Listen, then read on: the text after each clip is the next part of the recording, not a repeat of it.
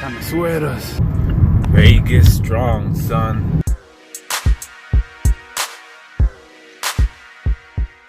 What's up, everybody? And we're live at the 2021 Las Vegas OBC edition. Hold on, please. Please. Cheers. Budweiser, send us a check. Oh, that tastes so good. It's hot. It's hot. Hey, I've been walking around with a hot one. Oh, gosh. Like an hour now. Hey, so thank you very much. Oh, we ain't got no seat. Oh, we're good? Yeah, we we're so are good. All right, so we're over here at OBC with Mr. Jimmy Peak from Peak Cycles. Thank you very much for coming on the show. I appreciate you guys. Greatly appreciate that. We've had numerous conversations with you about the whole live stuff and just the event and everything going on. So, how do you feel about the OBC? How's everything going with you? Like right now? Yeah, like this right particular OBC? I mean, I feel great about it. I mean, basically, this has been a get it out of your system OBC. It's like we have been locked up for about a year and a half, almost 2 years now, and a lot of it has to do with the fact that the city and the mandates and things like that. Are we on? Yeah, we're on. Go ahead.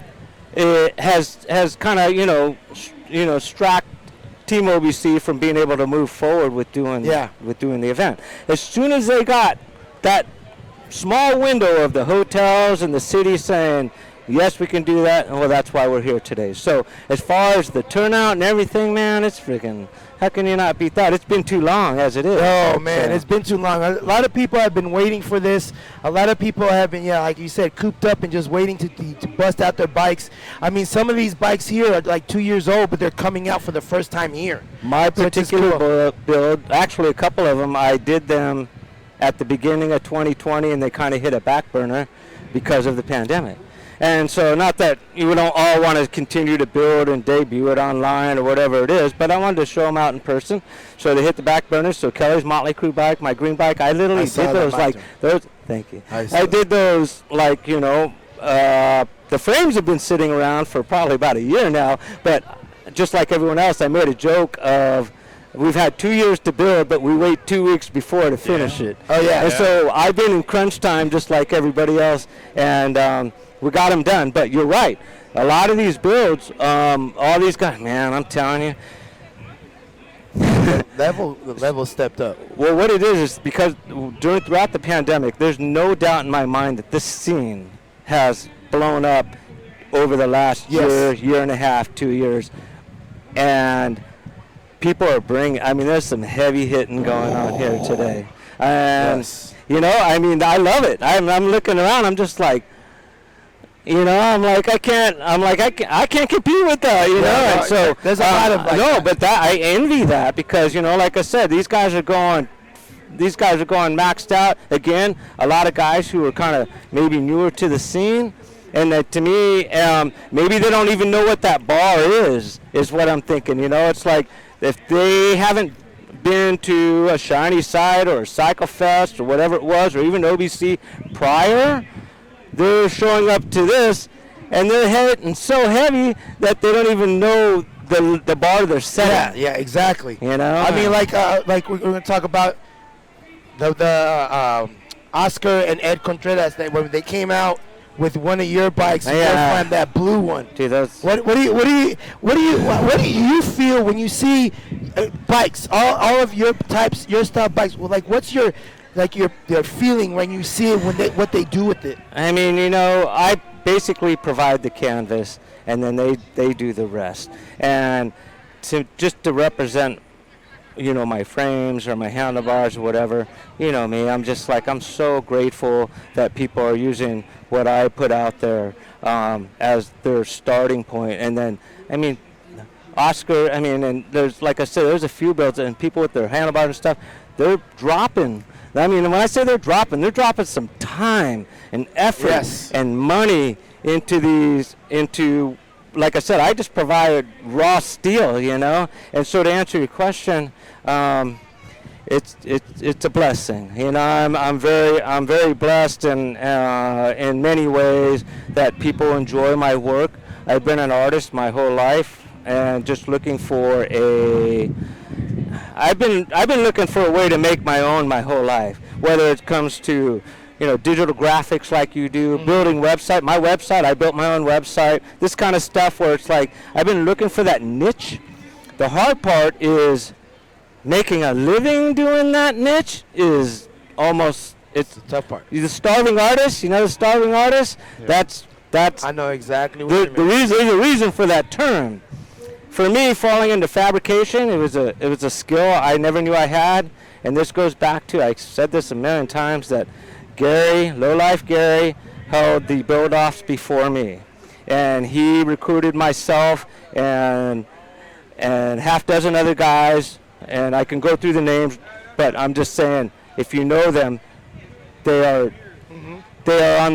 solid fabricators. The thing is that I came in with the Captain America, and Gary gave me the opportunity to, which is what I've been trying to do going forward, to provide, a platform to where people can be recognized for their skill or their art. So yeah, so the first build-off was in 2015, and I won the first build-off with the Captain America, and then after that, it was like King of the Mountain. So if you won, you had to come back the next year. Yeah. And then I did the Smoke Wagon, which has the copper shot glasses and all that, like Western thing.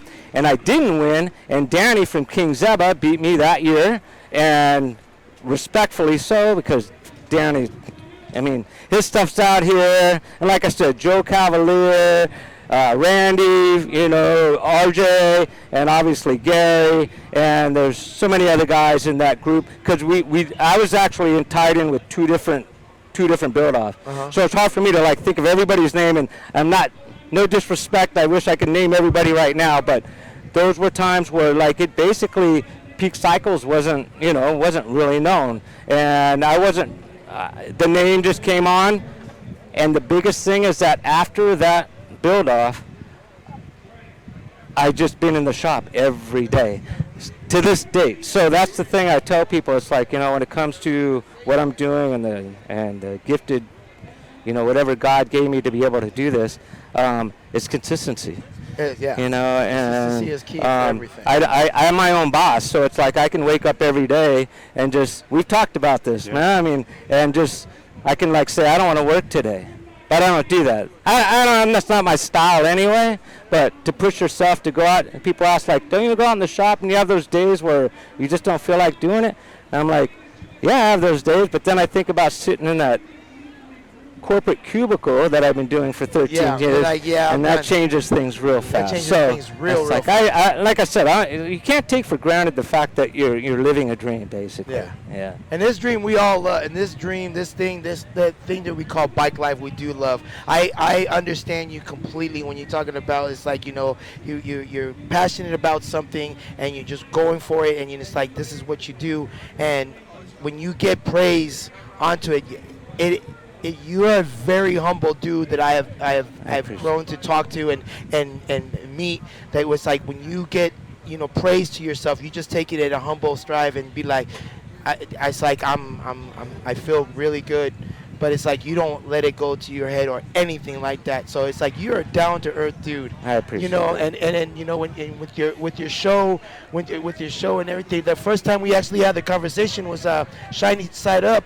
When us three were just talking. Yes, I remember. I clearly remember that. You brought your Cadillac out, and I was envying it. I was checking it out and looking at the details, and I didn't even know you guys at the time, right? No, was that the first time we met? That was actually the first time we met. And we actually but I was right out front, and I was looking at a bike. Like I said, I'm looking at these creations today, and I've had a lot of conversations already today with people I don't know. But I envy and look at what they do. Everybody's trying to do something different. Yeah. Even if it's just the slightest detail in the build. The whole bike might look like something you've seen before. I'm not saying in any bad way. I'm just saying they're pulling, if you stand there and look at the bike, you will see things where it's oh shit, that's freaking kind of cool right there. Oh, am I supposed to? Oh, you can cuss. You can cuss all the fuck you want. It's okay. It's our fucking show. I didn't know if we're on network television. Oh, no, we can fucking talk all we want. My dad tells me not to cuss. Sorry, Dad. So yeah, we had that conversation out front, and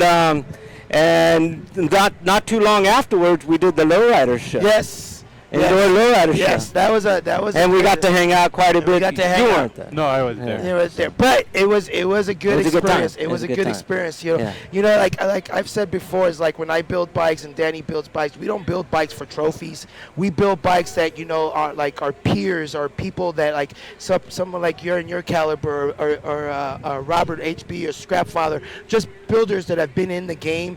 You know, if when you guys give us a thumbs up or recognition of it, it's like that's all the trophy I need. Exactly. It's 100% the trophy I need. As soon as you say that, I feel good. I don't even need to do anything else. Exactly. I don't try to push it onto anybody.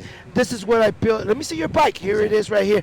Wow. Yeah. And then it's like I get that, and I feel that, and I take that as a humble thing. It's just a sense of acknowledgement. Yes. Period. So I know I mean, it's easier said than, like for me to say that based on, we're out there competing and I wants to go home with a trophy, but you're right. You should build for yourself first.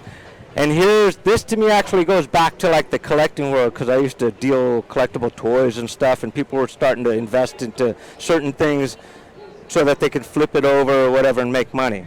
And I used to tell people all the time, I'm like, look, buy it if you like it, because if it ends up not being worth anything, well, at least you liked it and you own it anyway. Yeah. Yeah. So to me, this is exactly the same thing. Build what you like. If you didn't win an award or whatever it might be, you liked it and you still won. Yes. So that's facts. Yeah. That's facts. Build what you like. Build what you like. Enjoy. Don't try to sit there. It's like, oh, this guy this and this guy. Nah, you just build what you got, and what you like. That rat rod that I built exactly what I like. I'm telling you, that build off right there, you guys. Tough. Nah, man, I'm telling you, you guys freaking killed it. I'm like, I looked at all of those, and I love the fact that you were all broken out of your Did shell. you actually see who won? Yes, I did. No, it's Todd Hoover. Yeah, hell yes. Todd Hoover. Hell yes. Peak frame. Yes. And that was based on just social media likes. So there was no politics going on with judging or whatever. People look at it just from what they see. And Todd put a lot into that. That was a rock star frame. He actually won on a raffle. And I've never seen any of my frames turn into a trike. So not only put it into a trike, it has a bed, then it's got like wood burn freaking. But see, the cool thing about these bikes is like, like back in the day, we start looking for these old bikes, say, 1954, blah, blah, blah, or 1960 or 70 or 80 or whatever.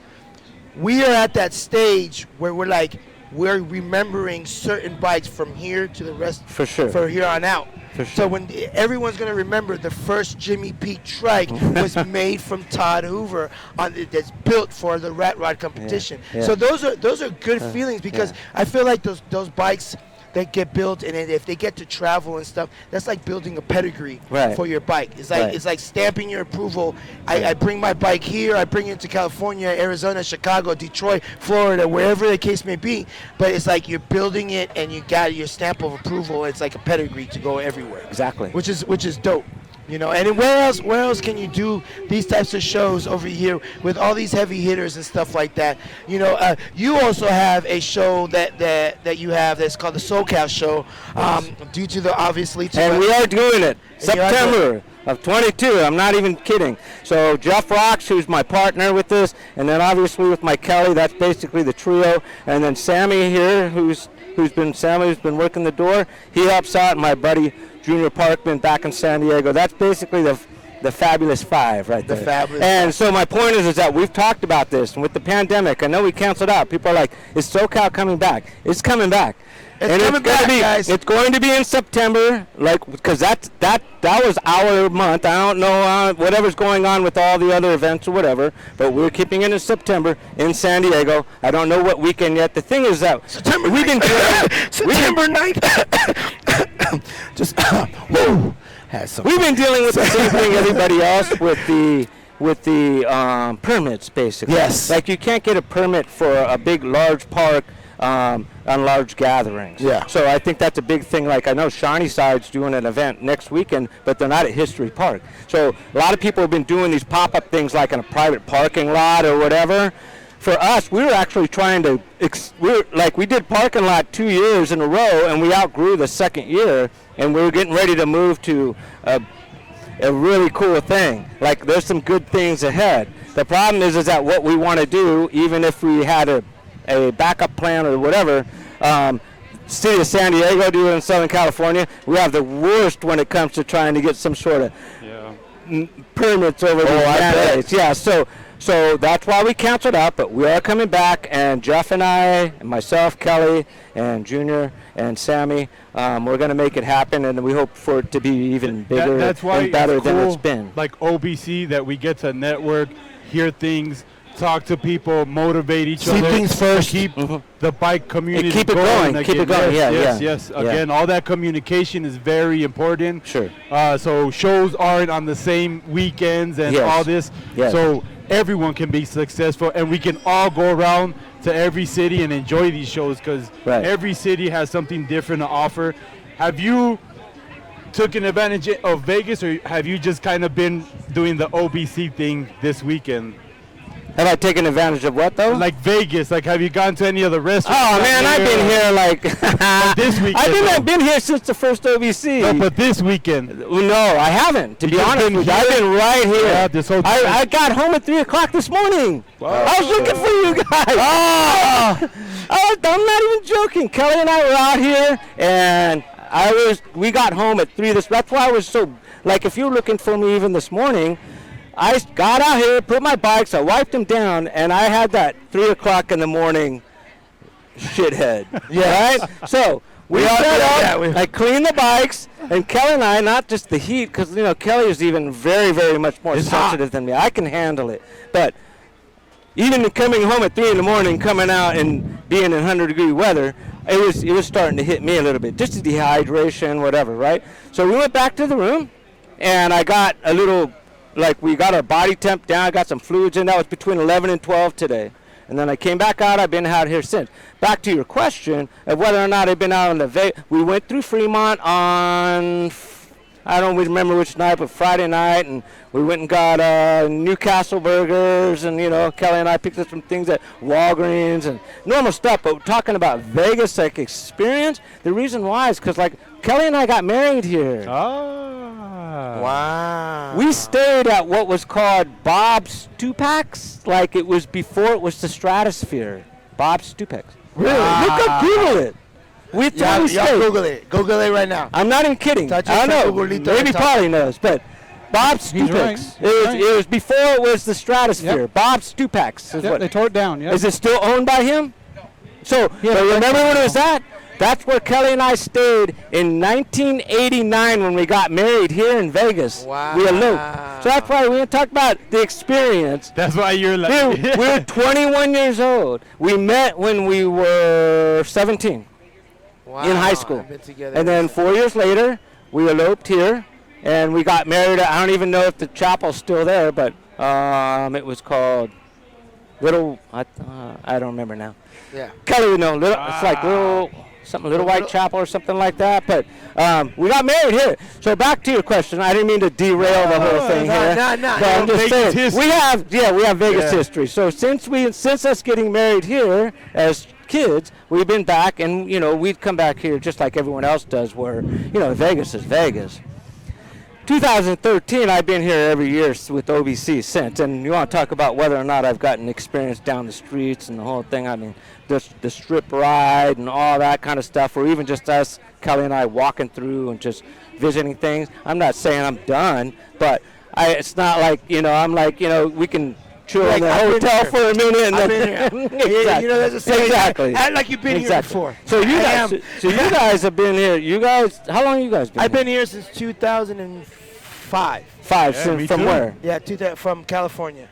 You lived in California? I lived in Palmdale, California. So what, is that northern? That's like by Magic Mountain.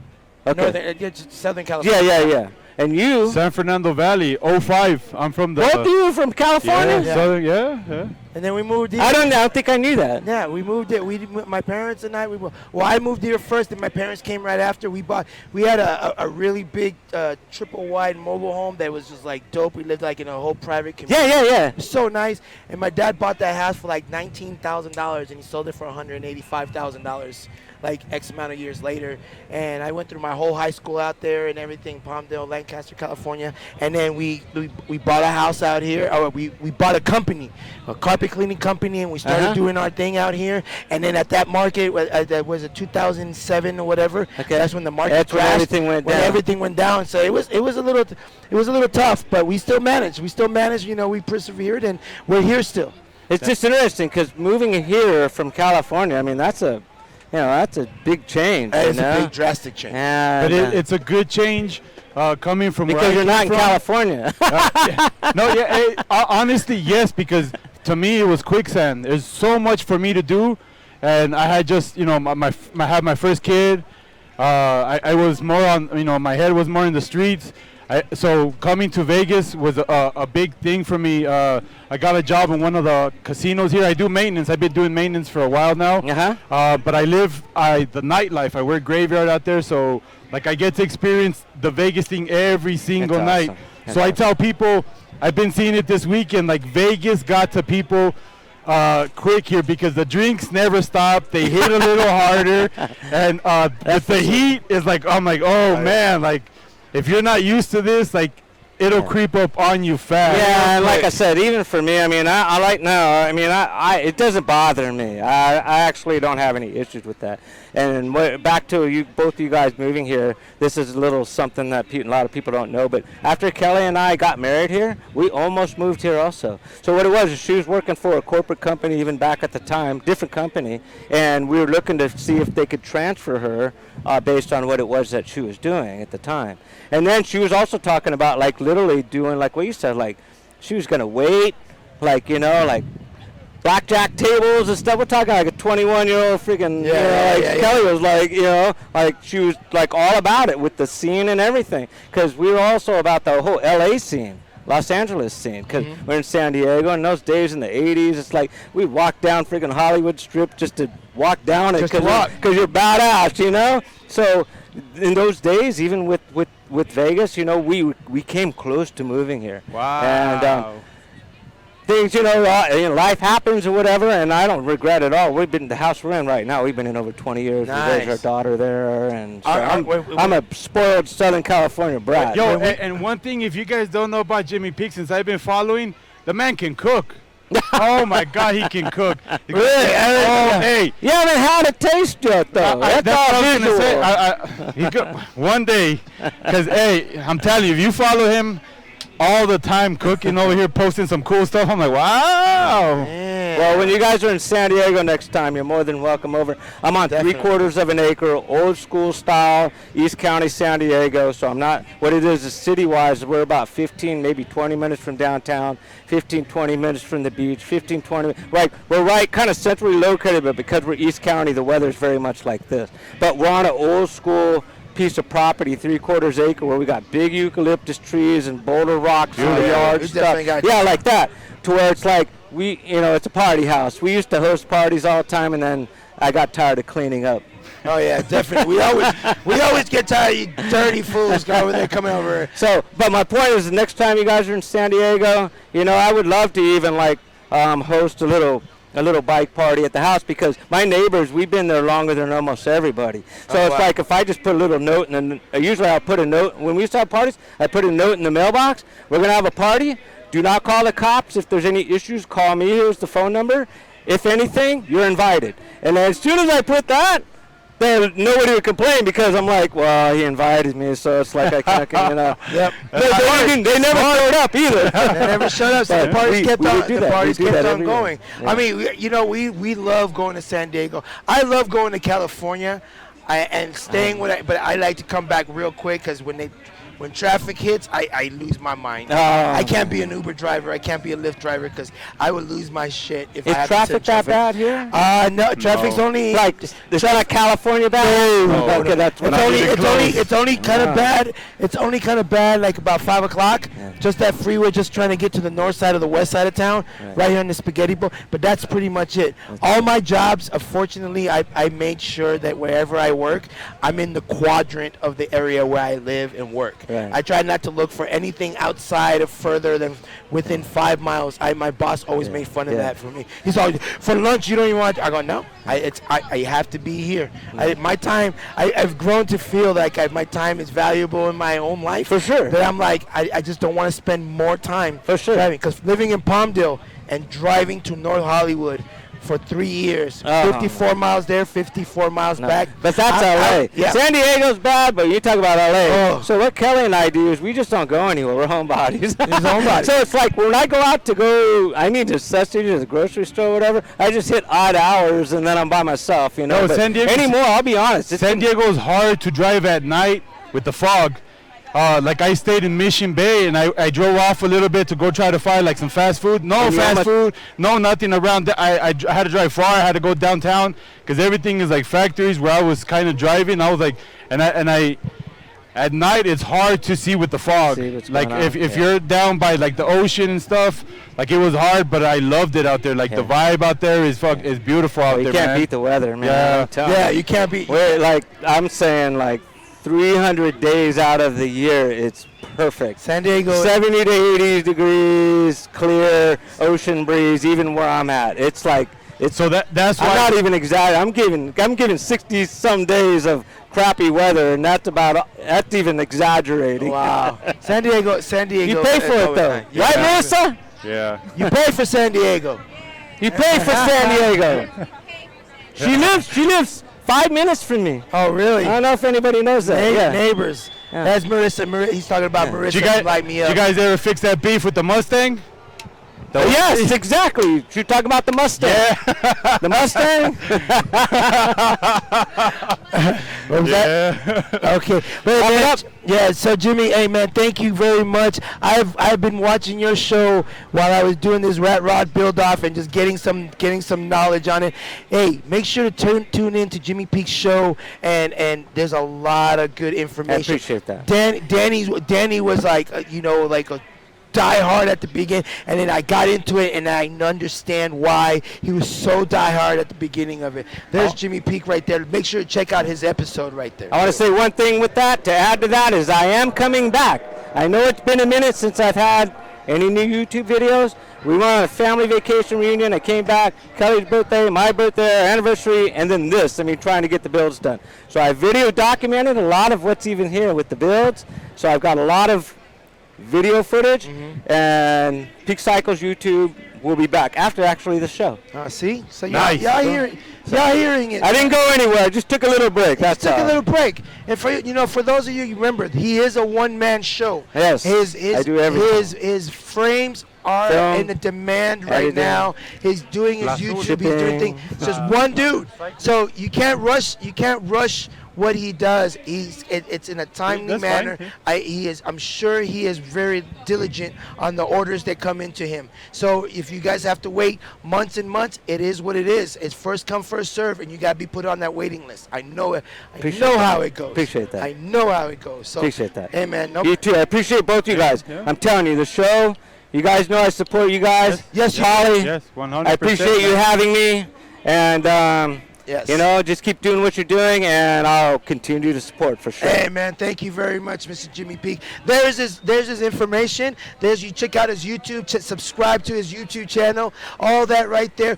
Dude, and wait till the bloopers. Don't just try to skip and just do things. No, watch the whole thing, because when you get to the bloopers, don't skip to the bloopers. But when you get to the bloopers, that's my favorite part. But I make it a point to watch the beginning all the way through there. I can't start in the middle. If I skip, I go back to the beginning just so I can read it, so I can watch the whole thing. Because when I get to the bloopers, I know exactly when he was doing it. So it's pretty cool. But yeah, like once like the bloopers? I love the bloopers. I love the bloopers. And also for merch, you have hats, shirts that you have that you put out, or right now? No, I'm just saying, like if somebody wanted to reach out.